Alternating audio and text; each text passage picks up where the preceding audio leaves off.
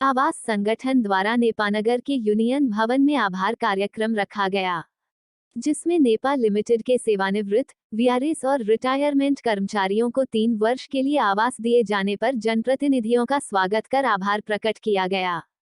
जनप्रतिनिधियों और Nipah limited प्रबंधक सौरभ देव द्वारा आवास संगठन द्वारा आवास की चली आ रही मांग को पूरा करने में सहयोग प्रदान किए जाने के लिए सभी का माला पहनाकर शाल फल देकर स्वागत किया गया। हालांकि आवास संगठन 30 वर्ष की लीज पर आवासों को दिए जाने की मांग कर रहा है। फिलहाल इसी कड़ी में 3 वर्ष के लिए आवास दिए गए हैं।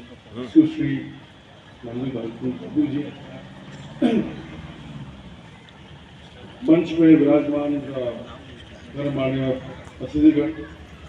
राजाराम पटेल हर बार तारीफ पहले बजा रहे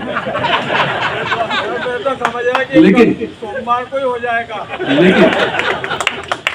लेकिन उसके लिए वही कठिन पथ हमें चुनना पड़ेगा और क्यों नहीं मिल सकता है हमें हम यहाँ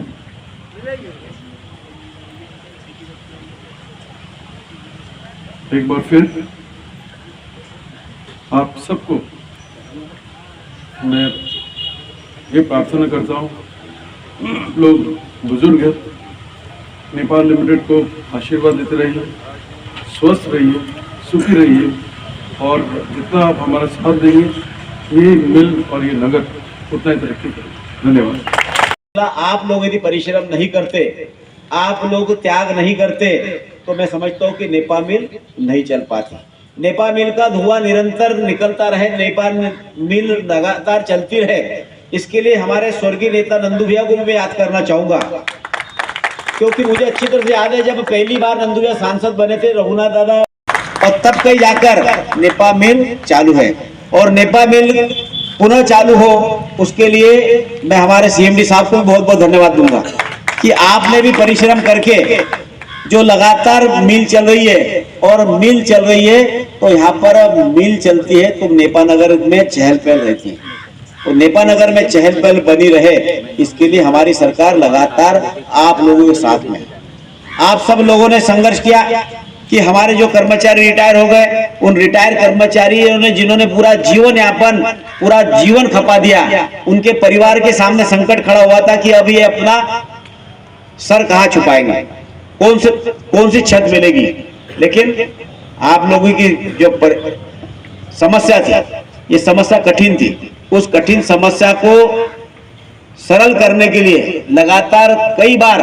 सोजन भैया, हमारे राजाराम पटेल जी, इनकी पूरी टीम कई बार दिल्ली भी आई, कई बार माननीय मंत्री जी हमारे महेंद्र नाथ पांडे जी से भी मुलाकात हुई, कई बार सीएमडी साहब से भी हमारी कई बार बहस भी हुई। सीएमडी साहब मैं समझता हूँ कि हम लोग तो प्रयास कर ही रहे थे, लेकिन यदि सीएमडी साहब लकीर के फकीर बने होते तो शायद ये समस्या का समाधान आज भी नहीं होता। तोड़ के फेंक गया,